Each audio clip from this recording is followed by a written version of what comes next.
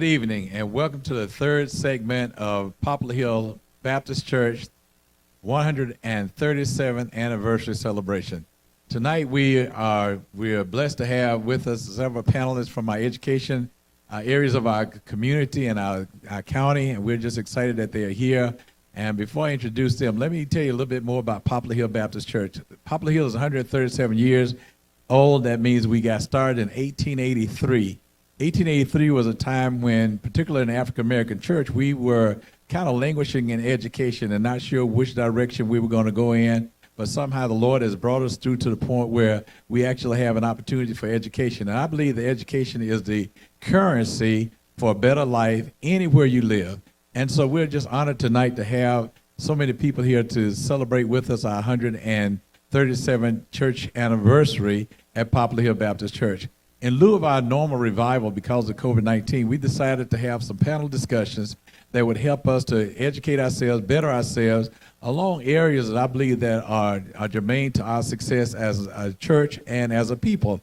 On the previous nights, we've had our financial planning pieces that were brought to us. Then the next night, we had our Wellness Wednesday pieces that were brought to us. Tonight, we're going to talk about education. So we've got Miss Sandy Frisk and her wonderful husband, Mr. Bruce Frisk. And Sandy is a financial planner, and she lives here in the city of Buford with her husband, and they have two boys. And we're going to talk to her from being a mother who has educated two children here in the city of Buford. In addition to that, we have her husband, Mr. Bruce Fish, who is also here in the city of Buford, but also on the Board of Education, one of the commissioners on the board. And we're happy to have him because one of the things that I think we'll get from him is the future of education here in the city of Buford.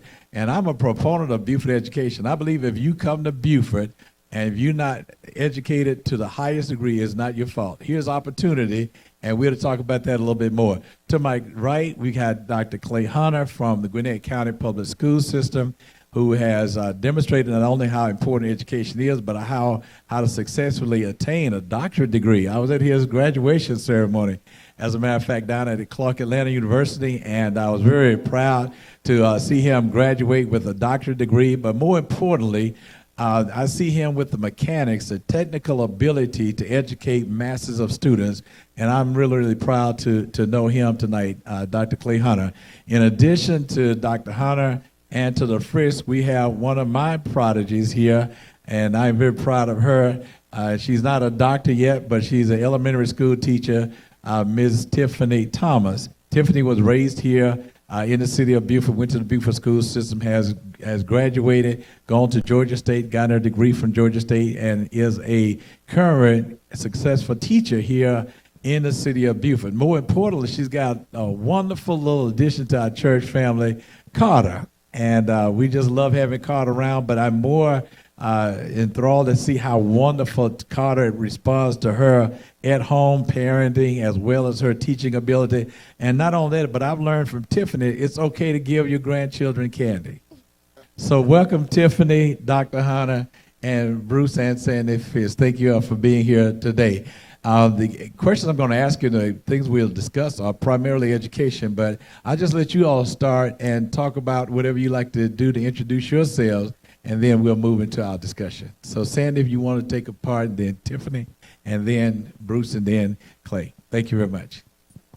Hi, I'm Sandy Fricks, and as Pastor Head said, I work at Financial Consultants Group in Cumming, Georgia as a financial advisor, which gives me an opportunity to teach a little bit, which is something that I also took as a part of my responsibility as a mother.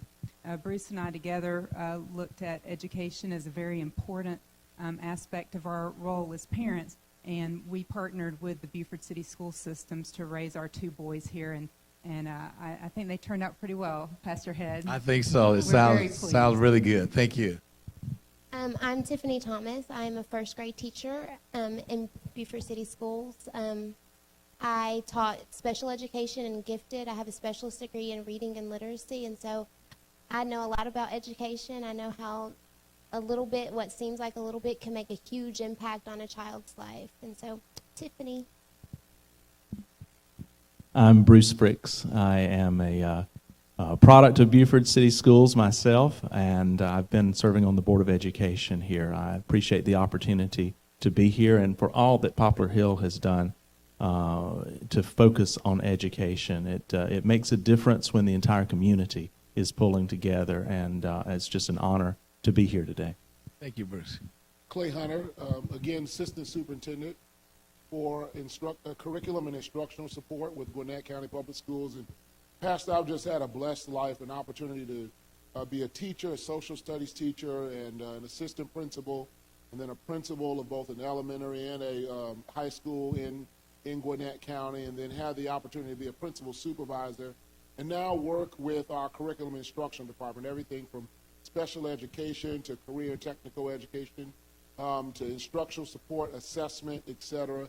Just having the opportunity to work with the 23,000 employees, over close to 180,000 students in Gwinnett has just been an honor and a privilege for me, and I'm just grateful for the opportunity to be here this evening to share what I know that I hope can be a blessing to others. So thank you for the opportunity. Well, don't think me too quick. The questions may get a little hard as we move forward on tonight. And again, thank you all for viewing our segment tonight on education. One of the things that I like to always start out with, and listen, and I do appreciate you all coming and being here, but more importantly, I teach Sunday school, just for the record. I do teach Sunday school, so thank you all for being here.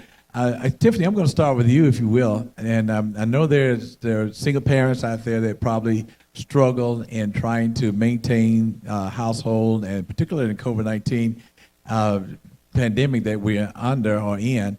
How do you assess what you've got to do from day to day for your students, and how do you bring light of the classroom into their lives so that they can actually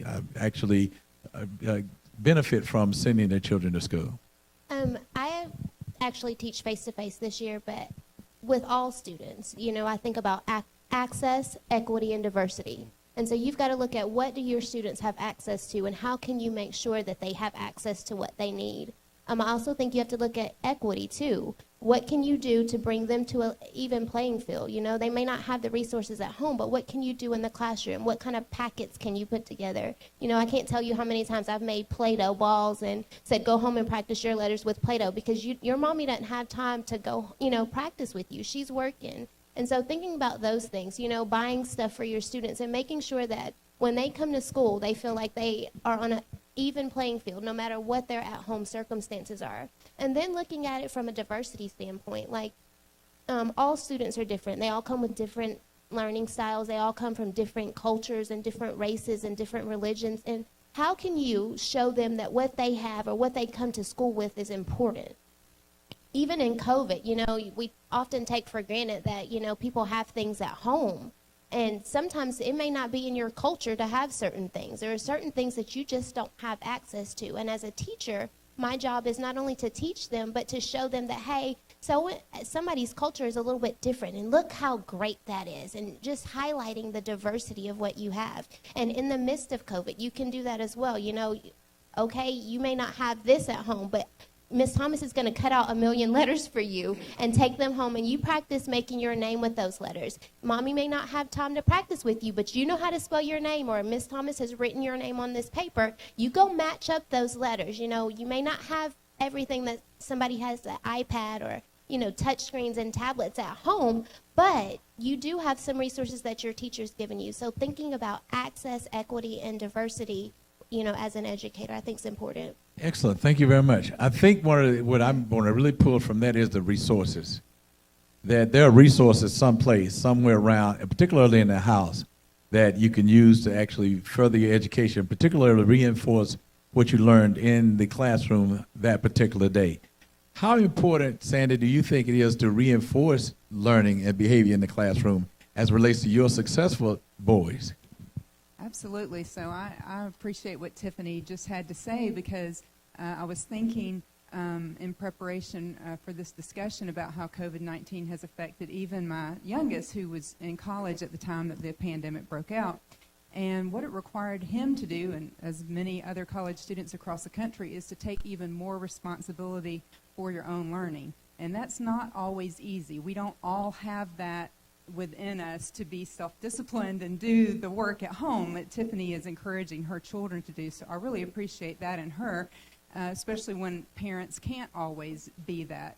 But if you can and you have the opportunity as a parent to encourage your child to be resourceful and to take advantage of opportunities that they do have, and to want and desire to further themselves in education instead of having it be given to them, it's something you have to take an active part in. I think that's a lesson we can all learn. Oh, from. absolutely. I think that was a terrific statement, as a matter of fact. Dr. Hunter. Yes, sir. In your capacity as an area superintendent, I'm going to call it that. So how do we create that drive in our students so that they would want to learn and find the resources and face the challenges in order to push beyond to make sure they get a good quality education? Pastor, that's a great question. I think one of the things that has been interesting is watching where we were in the spring versus where we are now. Very good. You know, in the spring, we had a situation where we all went home in March. And in that moment, you had students that would get up in the morning at whatever time of day that they felt like they might want to get up, if you will, and the information was sort of on the computer, and we had some students that had computers and some students that did not. And so it was a challenge in the spring. But what we have learned over the summer, to your question, is we now have the opportunity to really have a school day versus just simply learning opportunities that we did in the spring. And so when you have a school day, now what you have is a chance to actually have teachers who are walking through the learning, whether it be digital or in person, and helping students understand what they need to do, how they need to do it, et cetera. But I do want to go back to the parent piece, because I think that we also have this opportunity to model for parents what it is they can do in order to support their students. One of the things we've been working on in Gwinnett is an opportunity called AKS at Home, where we want to be able to model for our parents things like how to read to your student, how to identify letters, how to work math problems, things in the home that you can use in order to help parents understand or help students understand how to count and how to make sense of math. And so we really have this partnership that school systems, I know in Buford and in Gwinnett, it's really about establishing these partnerships with the parents, and then by empowering the parents, then we have this opportunity in the school day to really help our students especially our students who are digital, to really understand that the same sort of learning that they had in person, we can do it digital, but there are just some things we're going to have to learn and walk through and do together in order for that learning to take place. Excellent. Thank you very much. Bruce, Board of Education. I heard Dr. Hunter saying that primarily opportunity and having a school day. I remember my mother telling me that she could only go to school, and she only finished the 9th grade. She could only go to school on the days where they didn't have to harvest the crops or plant the crops. And so she valued education. So when you talk about a school day in COVID-19, how important does that come up at the board meetings? Don't tell me what's going on in the board meeting, but is there value, and I'm sure it is, but I want you to tell me about it, how valuable education is, a school day, an actual school day being presented to our community? Well, I think that the value is priceless.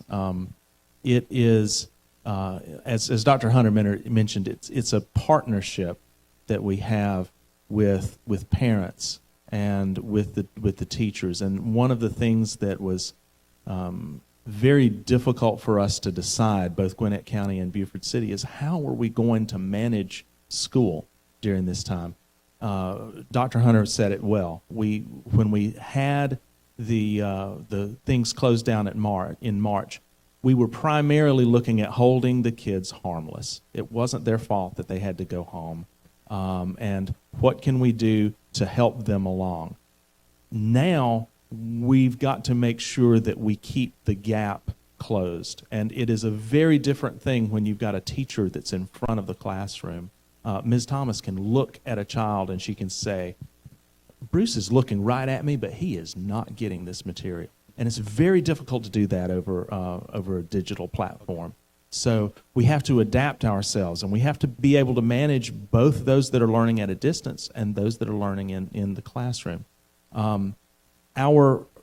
When we went to school, our situation was a little bit different. We've got a little bit of a smaller school system. We've got more room than a lot of people because we just opened up a new high school. And so our decisions on being able to have class face-to-face was a little bit different. And Gwinnett County has so many different situations that they have to deal with that they had to wait a little bit longer. It's important for us to be able to educate all of our kids in all of the different ways that that they encounter. And so whether that's a child that is in a home that has everybody has a computer platform and everybody is able to do that, or whether it's a family where maybe computers aren't as common.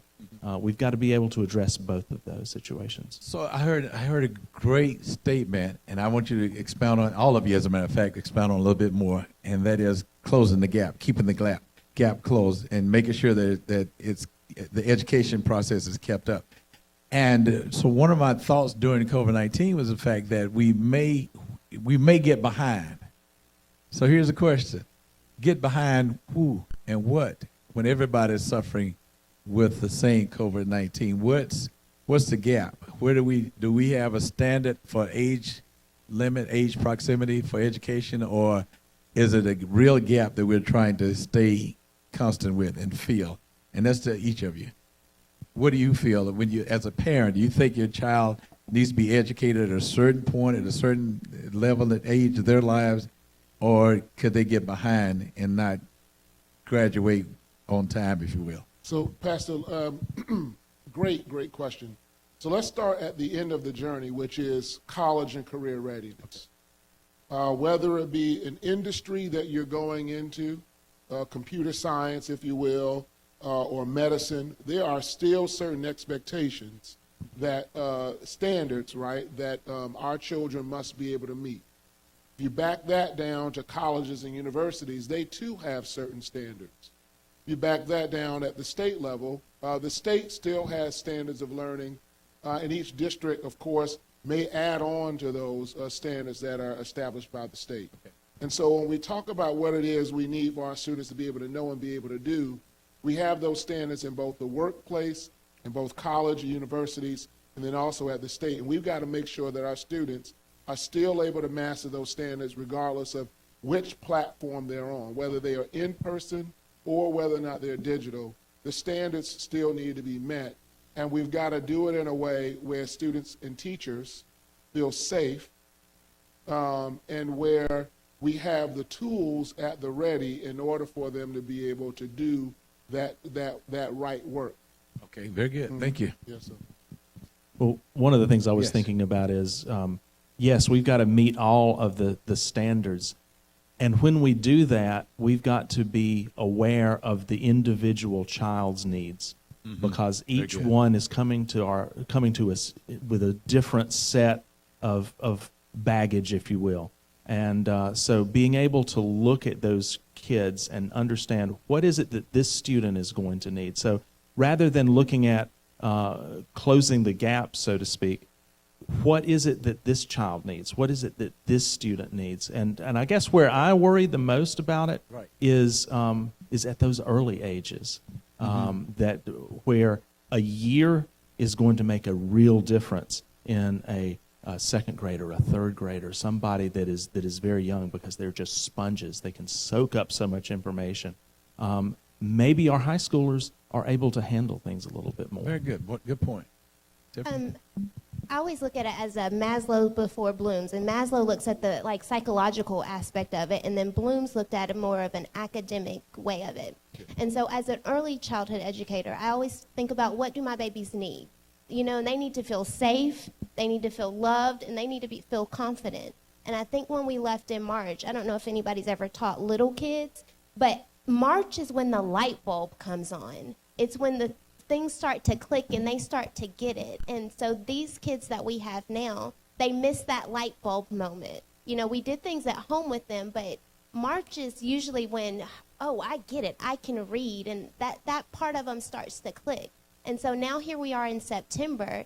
We've got to love on them, but then they didn't get that light bulb moment, and so now I've got to do two things. I've got to make sure that they feel loved, that they feel confident, that they feel safe and secure, but I also got to make sure that that light bulb needs to come on a little bit quicker than it did before, and a lot of it is just making them feel like they are confident and that they are loved. And once they feel like they know something or that they've got it, then I can worry about the academic part. But my first priority when school started was to make sure my babies they felt safe, and that no matter what the news was saying or what their moms and dads were saying at home, that we're at school and everything's going to be okay. We may have on a mask, but we're still learning, and we're still here to support you and make sure that you feel loved on the inside. Excellent. Thank you, Tiffany. And Pastor Head, I appreciate everything these educators have said. I know they have in their heart to care for every child. Absolutely. But I will say, in my opening remarks, I mentioned that Bruce and I, as parents, chose to partner with Buford City Schools. point. And I use that term intentionally because we really did look at it that way. We took responsibility for our child's education. And parents at home may be involved at different levels for different reasons. But I was thinking in particular, as a Christian family, there were certain things we taught our children at home that we knew they wouldn't get at the schools. We didn't expect them to get at the schools. And it's kind of funny because my children thought that everybody had mommy school until they found out they didn't, and then my plan was a little foiled. But we did do a lot of schooling at home, and if I saw weakness in math, I have books on math games. I have books on reading games. Excellent. And so I encourage parents, especially at this time, but any time, even without a pandemic at hand, to take a role in your child's education to the level that you can. I understand some people are working 12 hours a day, and I was blessed that I did not have to work that many hours. So, but whatever level you can take, it means a lot to the child. It means a lot to the teachers to have that support at home. Excellent. Absolutely. Tiffany, you've mentioned that a light bulb came on. Now, I think I can remember when my light bulb came on, and it was in March. So you teach all year to get the light bulb to come on in March, from August to March, in hopes that light bulb would come on and that understanding, oh, I get it now. Dr. Hunt, I wonder how important it is for the light bulb to come on that education is important, because sometimes you have disruptive students and sometimes you have students that don't want to learn. And I sometimes say that the children actually decide they don't want to learn and take the whole classroom with them. I didn't know this was important until just the other night. I was outside in my car working in the driveway. One of my son's friends came over and he said, I am so glad that you came to the school when we were in middle school. This kid's 30 years old. And I'm thinking, well, why are you glad I came? He said, because you came in the classroom and you sat down next to your son. And he said, from that point on, I decided I was going to make something of myself because you came to that classroom. He said, I didn't want to disappoint you. I said, I didn't even know you were in the classroom. So he said, but you made a difference. So my question is, how do we turn the light bulb on all the way through the educational process? And what do you, in the absence of a Tiffany Thomas, how do you keep turning the light bulb on? So it starts with what we have known all along, but this crisis is sort of raised to another level, which is the social emotional component of learning, Pastor. That one of the things that when we go back to parents and the things that we need to do for parents, while every parent may not know an algebra equation, etc., we can teach parents and we can hold ourselves responsible for taking time to listen to our students. Now more than ever before, allowing them that space and that time before the learning begins. And I know a lot of teachers do this. They do what's called team time, right? At the beginning of the learning, before we get into all of the standards, let's take some time to find out, how are you doing? What's going on in your world? How do you feel? And then teaching students how to help each other. Right, how to check in on each other emotionally. Very good. You know, that used to be something that we may have touched on, we may not have, but I think if there is anything that we can take from this crisis, is that we've learned that we have got to care for one another. And so there is a re-emphasis now on making sure we embed that time to care for one another in the learning. Because, you know, I know these great people have heard this, students don't care how much you know until they know how much you care. Bruce, you want to add to that? Well, I was just thinking that how important it is, the reinforcement that they get from parents, from teachers, from church, from community, that these things are important. And maybe it's because we raise boys, or maybe there's something about boys, but there's a point at which a lot of boys get the idea that school is not something that I need to focus on. Sure. You know, that I need to focus on other things. And the more that they can get an encouragement that school, that it's something that is for me, that it is something that will help me, that will create more opportunities. You know, like you being in that class, Pastor, I think that made a difference because somebody didn't want to disappoint you. Each one of us has a role that we can play to encourage not only our own kids, but all of those around us to say, this is something that's important. This is something that's going to make a difference for your life. Great point. Sandy, how do you incentivize career development in a child? How do you really point them in the right direction and make them find a career? Yeah, that's a good question. Oh, I thought you had the answer already. Oh, boy, that's a good question because, you know, you want them to pursue something that they feel passionate about. Sure. You want them to feel something, try for something that's attainable, and something that they can survive on, you know. So there's a lot that goes into that decision. Sure. And I'll use my youngest as a quick example because he told me early on in middle school that he wanted to do film. And Georgia had not become a film state at that point, right. And I was terrified because I thought he'd be living out of his car, you know, because there just weren't opportunities here. Sure. So, but when the opportunities start opening up, and you can even with other industries, like my oldest one being in accounting, and getting them to try it, you know. Scouting was a good way to try things because there's all these merit badges, a merit badge for just about anything, so you can try it. Church is a good opportunity to try things. Yes. Volunteer, get involved, see what you're good at. And then as you get older and start your studies in school, getting internships and trying things out, especially, again, like Bruce said, whether it's boys or maybe girls are the same way, I don't know. But just having some of that hands-on experience, I think, kind of motivates them and says, okay, there's a purpose to this learning. I need to do this to be able to do what I want to do eventually. Wonderful. Hope that makes sense. Yes, it does. Absolutely. Thank you. Tiffany, can we suggest then that you can see career developing in a child early on as a preacher or as an accountant, or just kind of you see something in them at an early age and you can kind of direct energies towards that? I think we do. I think that even as a mom, like my little boy, I'm not just saying it because he's my little boy, but he's a great artist. And I can see that, and I can see how his little mind works, and when he's getting ready to draw, how he sketches it out and plans it.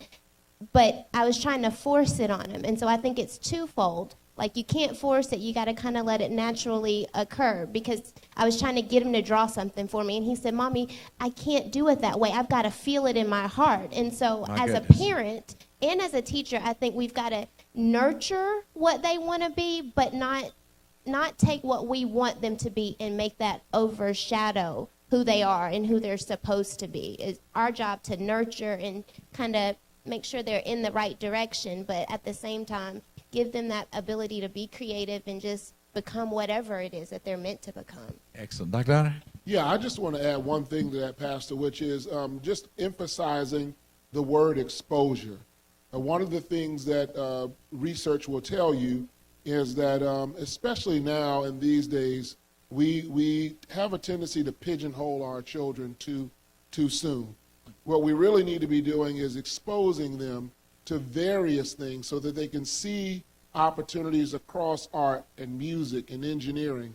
Because as you know, for us, we've created boxes, right? Sure. But God sees all the connections, right? And he's wired us to see those connections. Very good. And so that exposure to many things so that students can connect all those dots and then find their place among all those opportunities, I think is important. Terrific. So, Commissioner Bruce, do you see an opportunity then, even on the Board of Education, to actually create more opportunities or create more places where students have the ability to go into what I call it, non-standard educational fields? That's a great question, and that's one of the things that we're constantly looking for is every opportunity that you give for a child to succeed, every opportunity that you give for a student to try something, it all works together. It brings them into the school system. It gives them a reason for being there, and I think that's so important. I think that, for example, one of the things, we're going to have a board meeting tomorrow night, and one of the new clubs that is on the agenda is the middle school is looking at doing a debate club. Okay, I loved debate when I was in school, and it's something that we haven't had for a long time. And it teaches you to be able to speak in front of people, and it teaches you to think on your feet. And I don't know if every person that comes through there, certainly not everyone is going to be a lawyer or anything like that, but they'll learn a little bit of something. They'll get a chance to try something. And whether the thing that you do is art or dance, or whether it's essays, or whether it's chorus or band, just the opportunity to succeed at something or just to try something out is so important. And we're constantly looking for those things. And it's driven basically by what the students want to do. We're not going to start a program if nobody is interested in this, but we certainly will embrace anything that gives that child a chance to excel. Excellent. Thank you very much. That's a wonderful thing. But let me go back for a second, because one of the things I think we're stressed up against sometimes is standardized testing. How do you all feel about that? Do we need to change that, or we need to push a little bit further? So standardized testing, is it important or not?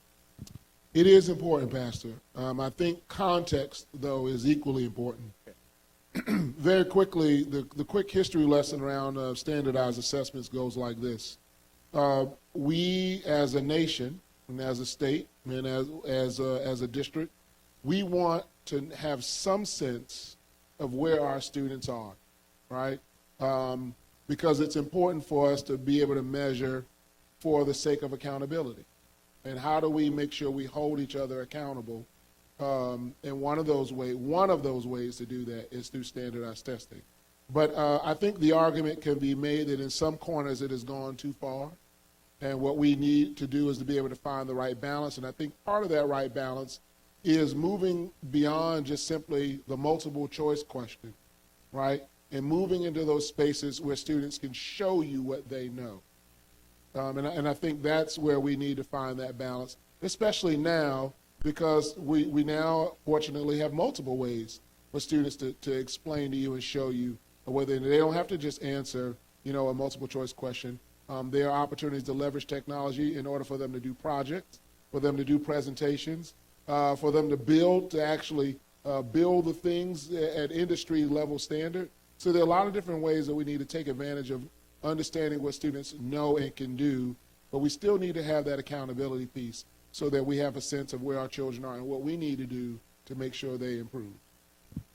Ms. Thomas. I'm not a fan of standardized testing. Don't get me wrong, I believe that children should be assessed, and you should assess what they have learned over the school year. I think a summative assessment would be great. And I also think that schools need a uniform assessment. But we have come to the point where it was like our kids were being tested all the time. Like, I remember teaching in October. October used to be testing month. It was a wash because you ITBS testing, and then there was benchmarks, and then there was this other test. And I think that we need some way to assess our students' knowledge. But I also don't think it should be all the time. And I personally don't think that kids who are in elementary school, particularly kids in kindergarten through third grade, should have to sit on a computer for 2 hours taking a test, answering questions. That's just my personal opinion. I feel like, especially in kindergarten, those kids come knowing a variety of things. Some had been to pre-K, some had never ever been to school. And when they get to school that first couple of weeks, or maybe in December, we test them to see what they know. But my whole thing with that light bulb sometimes doesn't come on until March. And that doesn't mean that as a teacher, I haven't been doing my job. That just means that those kids at that time weren't ready. And I think that we have to look at the child and see what the child is ready for. Even kids in 3rd grade, a lot of those kids aren't reading on grade level. It is not always the teacher's fault. And so I think that when those kids are having to take a milestone or a standardized test to test them on standards that they should know that year, I think that's fine. But also, you've got to take into account that baby may not have been able to read when he first got to 3rd grade, and now that he can read. And so he may not have meets expectations on the milestone, but he went from not reading anything to reading something, and I think that that child should be celebrated. But when you get those milestone tests, and you go to your administrator, and they're saying that so-and-so didn't meet where they were supposed to be at the end of the year, and you're thinking, well, you don't know what he was like when I got him. Right. You know, he couldn't sit in a chair, and now I got that baby to sit in a chair, and he can read me a book. It may be on 1st grade level, but he can read a book. And so I think standardized testing kind of defeats students' self-esteem. And I think it's a parent defeater, too, because parents start looking at that test, and this is what my child should be able to do. And while it should motivate some parents, for some it's like, oh, he can't read. I mean, you know, I don't think it's always a positive. I think that there needs to be some other way, and I don't know that way. But to assess students' knowledge and what they've learned throughout that year, it should be based on where that student started in August when they got to you and where they ended in May. Not in April when that test comes out, because that light bulb may not have come on quite yet, but truly at the end of the year. And I don't know what that should look like, but I just don't think it should be sitting behind a computer for an hour and a half for 2 weeks. Well spoken for someone that's in the trenches. Thank you, Ms. Thomas. Sandy or Bruce? I was just going to say I agree. I think that when it comes to standardized tests, it is important to be able to assess, but that standardized test is not assessing the individual necessarily. It's telling a story about the school system. And now, Buford is pretty good with the standardized test, but it does get the cart before the horse to look at the standardized test as some type of end-all, be-all, because I think there are 2 things that are going on. First off, you have the child that Tiffany's talking about that is, when you look at how far they've progressed, maybe they didn't even speak the English language when they started. You know, that makes a huge difference. And the other thing is, you've got some kids that are natural test takers and some that aren't. Taking a standardized test is a skill. And what you're assessing sometimes is how much does that skill reside in that child. If a kid locks up, it doesn't matter whether they understand the material or not. They're going to have a difficult time with the test. So I think standardized tests are a necessary evil, but we've got to be very careful to keep it in its place and remember that it's the education of the student that we're concerned about, not so much what kind of score we can get on a test. Very good. Well spoken. Thank you. Sandy, would you like to weigh in on that? Sure. I appreciate some of the national standardized testing like the ITBS, because I like to see where my children fall in regards to the nation. Sure. But the one thing I liked about that was it was like, if I remember correctly, it was 2nd and 5th grade. And, you know, it wasn't every year, because I think they kind of teach them in cycles. So you're going to repeat some of the same things you learn in 1st grade. You're going to renew them in the 2nd grade, and you're going to touch on them again in the 3rd grade, and then you should have that skill down, you know. So like Tiffany said, you may not know it by the end of this year, but you should know your multiplication tables by the end of 3rd grade or whatever that standard is. So I do like having that standard. I just don't think it should be all the time.